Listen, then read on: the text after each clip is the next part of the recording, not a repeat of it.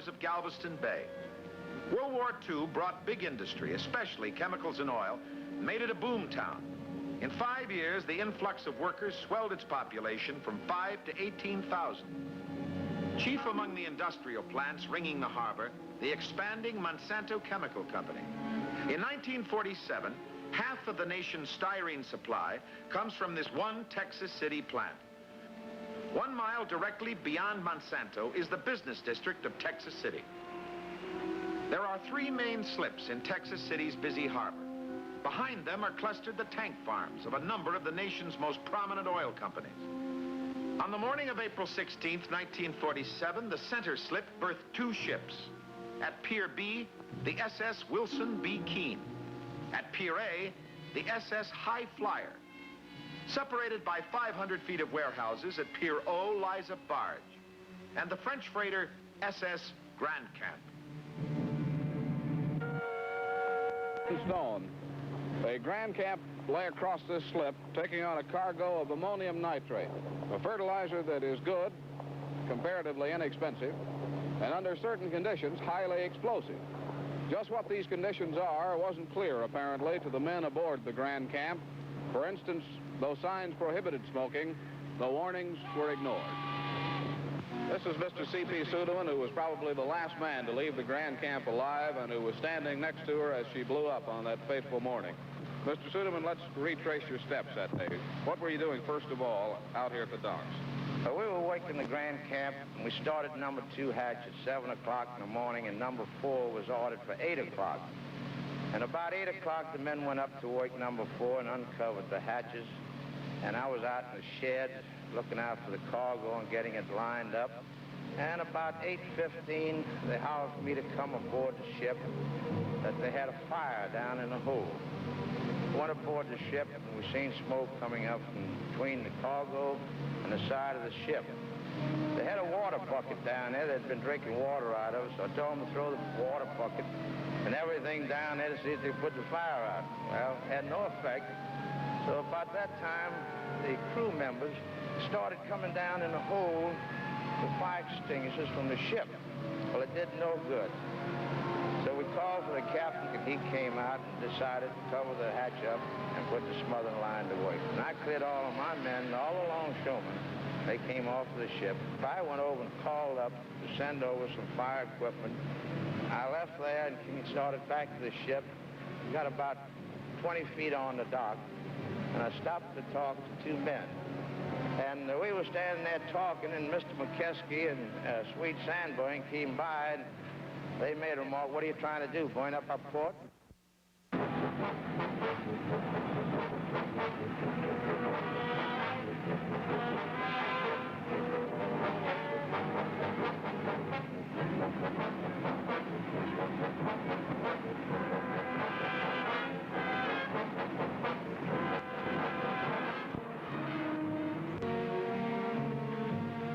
Before 8:30, 27 volunteers of the Texas City Fire Department arrive on the dock. Texas City has a new fire engine, and this is its first time out. This is not the first time out for the volunteer firemen, though. Most are expert at extinguishing chemical and oil fires. By 8:35, it is apparent that the fire is out of control and getting worse by the minute. The crew is ordered to abandon ship, and the fire alarm is sounded.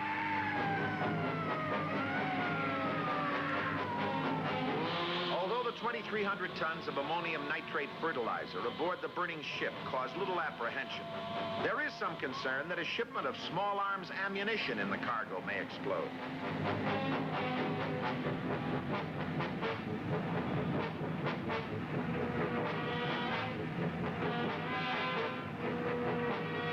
Hundreds of spectators, attracted by the billowing smoke, begin to pour into the front area. At 8:50, a housewife and amateur movie maker, Mrs. Fred Knappenberger, with her 8mm camera, begins filming the burning ship in the industrial area.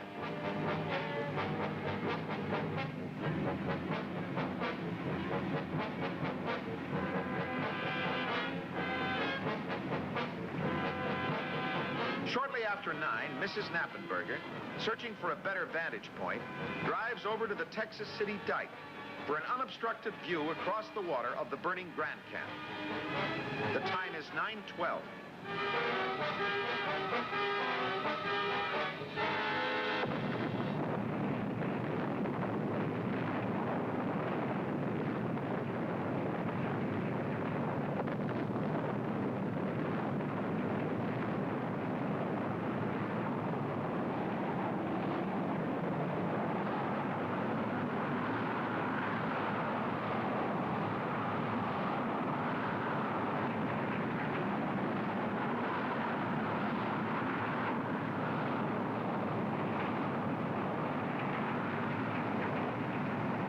Two explosions, only seconds apart, go off with the force of the Nagasaki atomic bomb. The first explosion has hurled the Grand Camp's nitrate high in the air over the ship, where it has exploded in an even more devastating blast, smashing everything below and rocking the Gulf Coast for 150 miles. The force of the explosion is detected on a seismograph as far away as Denver. All 27 volunteer firemen were killed instantly, along with many of the spectators. The Monsanto plant is leveled. Inside, 227 are killed. Many are decapitated or crushed by flying debris, strangled by poison gases, then swept by fire. Pieces of the Grand Camp weighing tons are found almost a mile away. Warehouses, pipelines, concrete walls have been ripped apart and hurled through the air like so many cardboard toys.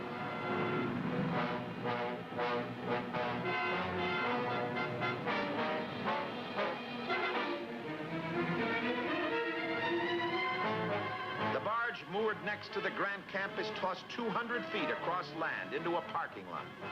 And the parking lot itself has been turned into a junkyard. Even a light airplane flying over the scene has been blasted out of the sky. Almost every house within a 1-mile radius of the explosion has collapsed, and virtually every window is shattered for 2 miles.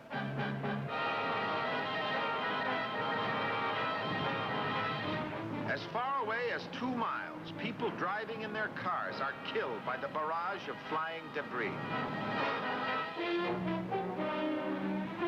Chunks of red-hot shrapnel hurtle through the air, piercing oil tanks and releasing a flood of flaming gasoline and oil.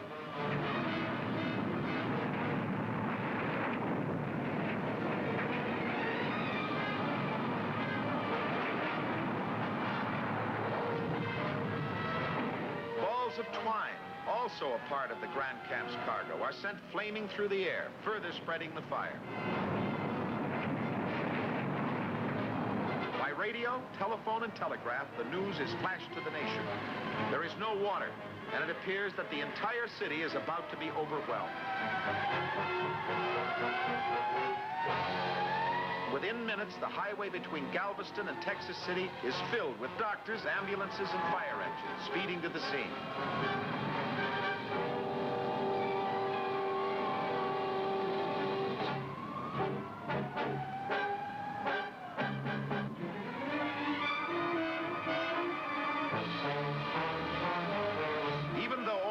Circuit is working, a telephone supervisor sends the first desperate appeal for help to the outside world. For God's sake, send the Red Cross. Thousands are dying.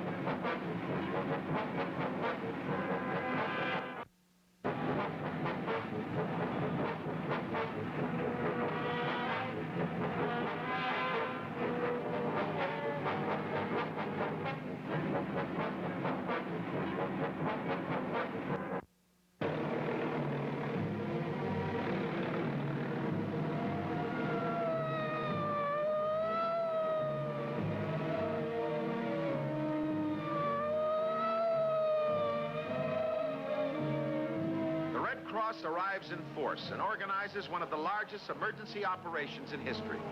Field hospitals are hurriedly set up to care for the hundreds of burned and injured victims.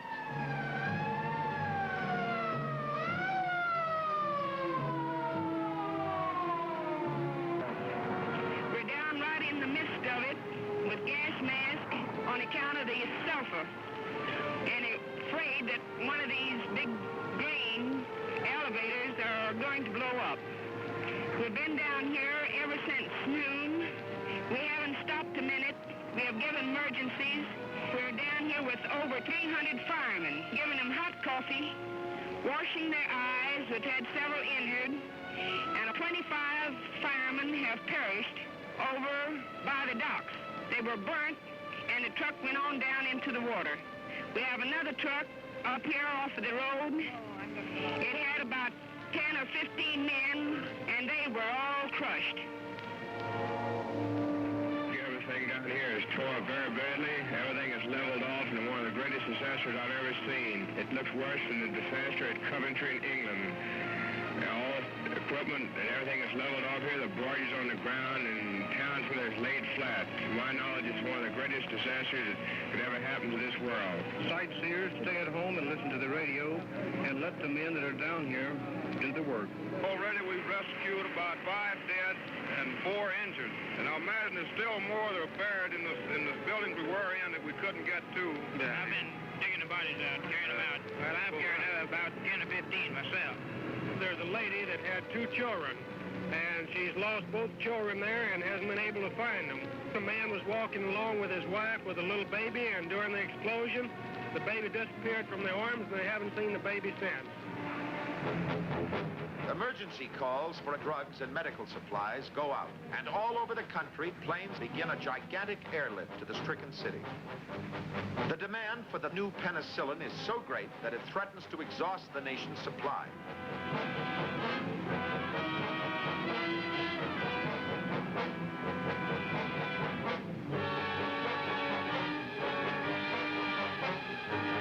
From as far away as California and Massachusetts, supplies and personnel are rushed in to aid the rescue operation. There is a few fire trucks and everything now going to work on the building where there is people trapped that can't get out and are probably dead by now. Got quite a few bodies out, and so far all been finding is bits, just pieces of jawbone and stuff like that. These terrific explosions have sent hundreds of people to their deaths. Oh, we want some ambulance and some doctors down here to help these boys. They're in bad shape, some of them. So send us some help down here and help us out a little bit. That explosion has killed hundreds of persons. Some estimates are as many as 1,000. So it's really worse than any invasion that could ever happen to any land. The Army had units here. The 48th Marine Battalion from Houston, Texas, is ready to stand by to safeguard property and to prevent any looting, of which, by the way, there has been no sign. There is no evidence of any looting. The entire community is suffering shock.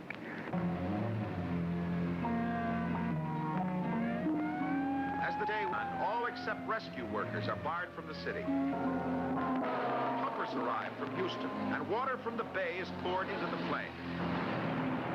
On the dock, station pumper, number 3's pumper is just off of the grain elevator, and everything's working fine. We have another company in town taking care of the city of Texas City.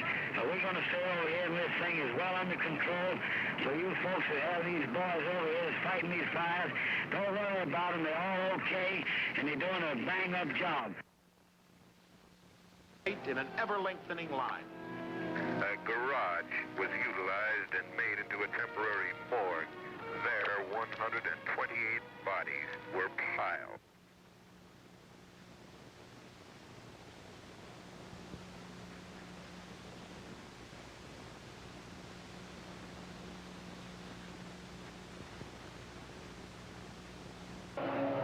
We found out some interesting information over there that hasn't been covered up to this point. Lamarck.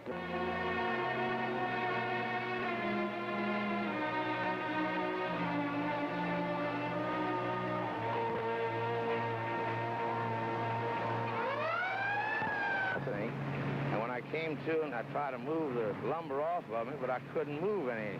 There was 2 rescue men passing down, and a house came over there and picked this lumber off of me and tried to get me on. Both my legs were broke, so I couldn't stand up, so they picked me up and took me over to the foot. And I'd point up one think that was too pleasant a way to die.